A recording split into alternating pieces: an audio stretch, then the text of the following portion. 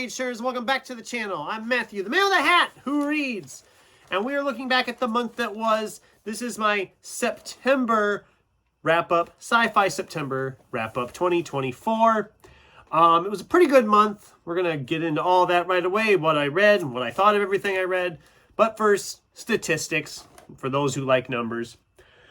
In September this year, I read 12 books. That was up one from last year when I read 11.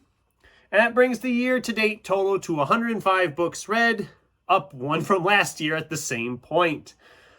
So we're doing pretty good. That 140 book goal is looking achievable. We'll know more after October. We'll have a better idea how that's working out. So enough of all the statistics. Let's talk about what did I read and what did I think of everything. We'll start off with Pierre Boulle's Planet of the Apes. I read this one pretty quickly at the beginning of the month. I enjoyed this. This was a very fast-paced story. And then I, of course, did watch the movie for the first time, the original movie, to compare them in the adaptation discussion video. I really enjoyed this, more than I thought I would, actually.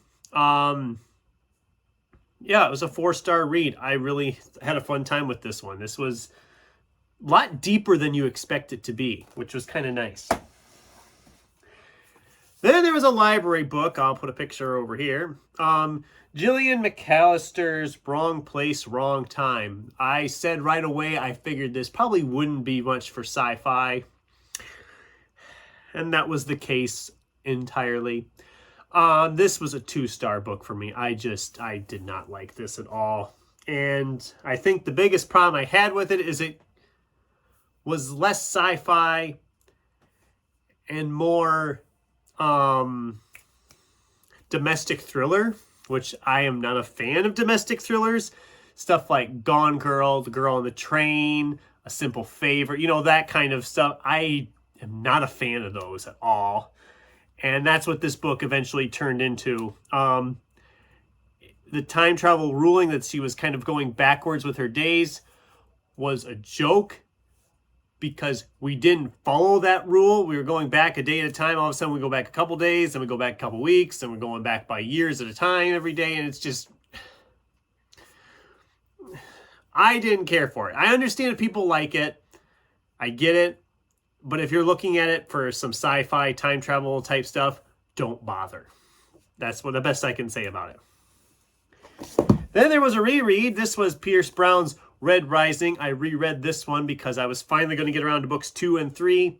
This was still as great on the second time around as it was the first time. This was a 5-star again. I loved this world. I loved the characters. And I'm glad I reread this before I picked up the next ones, because it was just nice for that little refresher. If I'd have just jumped into book 2, I probably would not have enjoyed them as much. But having this in the corner to start with gave me some nice, refreshing vibes for it. That was a 5-star read. Then there was Ray Bradbury's The Golden Apples of the Sun. This was a very fast read. Not just because it was short either. As I was reading it, I started realizing that a lot of these stories were very familiar. And here it's because I read a newer Ray Bradbury book called The Sound of Thunder, which took stories from this one and another book of his called R is for Rocket.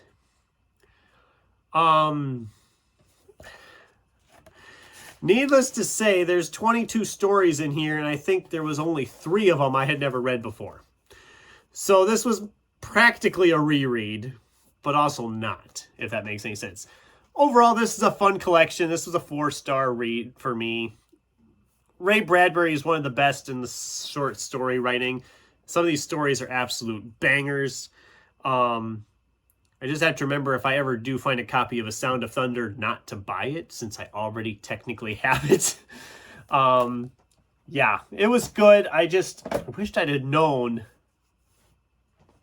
that all those stories were in a different book I'd already read. Otherwise, I wouldn't have taken the time to read it, but whatever. Then we have Robert Charles Wilson's bios. I'm not going to go too much into this because I did a review about this. This was not for me. It was sci-fi. The whole planetary exploration was interesting, but it just got to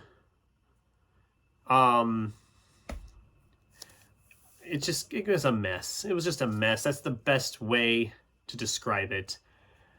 I don't know how else to say it. I was not a fan of it. You can watch my review if you really want to know what I thought. It was a 2-star read.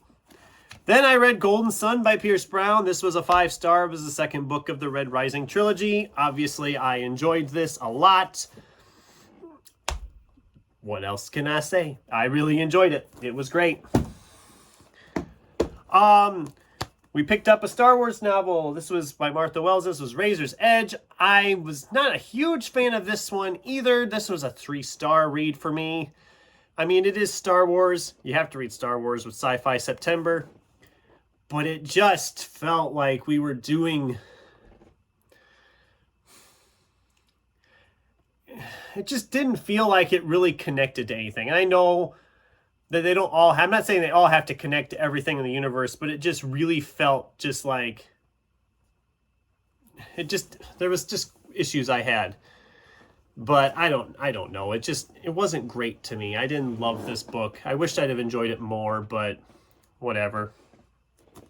So then, after I finished that Star Wars book that was kind of a disappointment just because it didn't seem like it really fit with the franchise that I'm used to. And yes, it's part of the old chronological order, not the new Disney stuff. But I picked up Craig DeLuey's One of Us. God, this book was so good. I did a review about this one too. This book just came out of nowhere. I had no idea what it was when I got it. The cover caught my eye. The synopsis was very brief and to the point. It didn't really explain anything. And that's the best way to experience this book. Just to go in as blind as possible because I freaking loved this so much. This might be a new one to top my list at the end of the year. I don't know. I know I've said that a few times so far. It's going to be really, really interesting trying to make a best of the year list this year because I have about 4 different books I could put at number 1 right now. And I really don't know how I'm going to narrow it down, which it's a great problem to have. I'm not going to lie. I kind of love that about it. Then I broke my TBR a little bit and picked up one I had found sitting in the stack that I'd had for almost a year. Actually, as of now, it's been a year. This was Jonathan Lethem's The Arrest. It was supposed to be like, oh, the power got shorted out all around the world, but then this guy shows up in this weird, ginormous nuclear-powered vehicle, which I don't think it's as huge as the houses like they showed on the cover. This was a mess. This was a mess. I love the cover. I love this cover. I loved the way it started, but as it proceeded on, I just didn't care about any of the people. I didn't care about what was going on, which was very little. Again, it's very, very loosely sci-fi. This is like sci-fi for the high literary crowd. You know, the ones with the bow ties and just the suits. They're like, oh, I am a very well-read person. This is the sci-fi book for them. Whereas, you know the crowd I mean. And if you like that and you're part of that crowd, great. I'm not that crowd. I am not that crowd, and that book was not for me.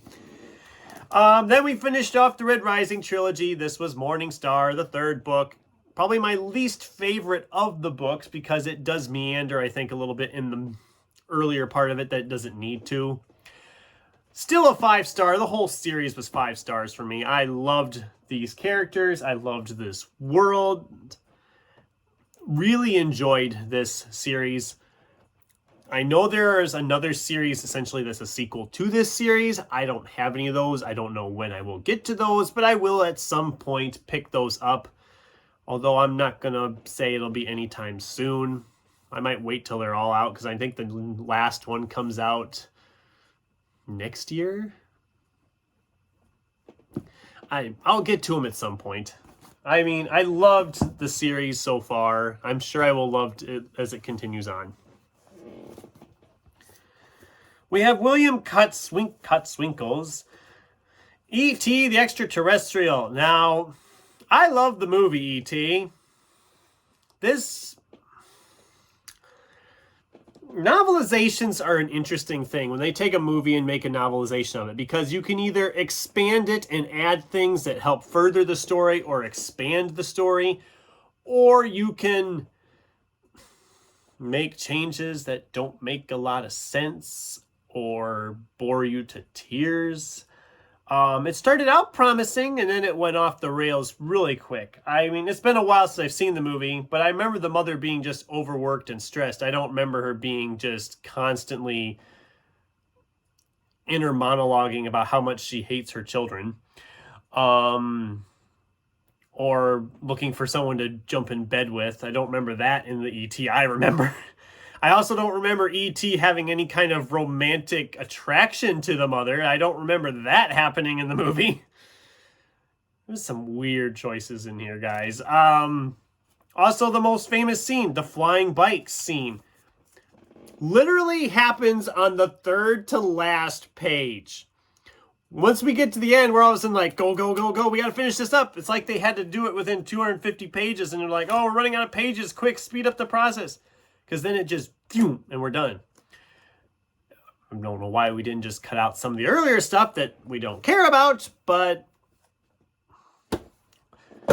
whatever, I don't know. It was okay. It was a 3-star because it is E.T. But I didn't love it. I wished I'd have loved it more. Which is the same feeling I have for this last one. This is Joe Haldeman's The Forever War. I wanted to love this book because I've heard so many great things about it. And it started out so good. I was like really invested. I really was interested in it. But it seems like about the time we hit the 2/3 mark, I just started to lose interest in it. Well, I shouldn't say that because I practically sprinted this on the last day of the month.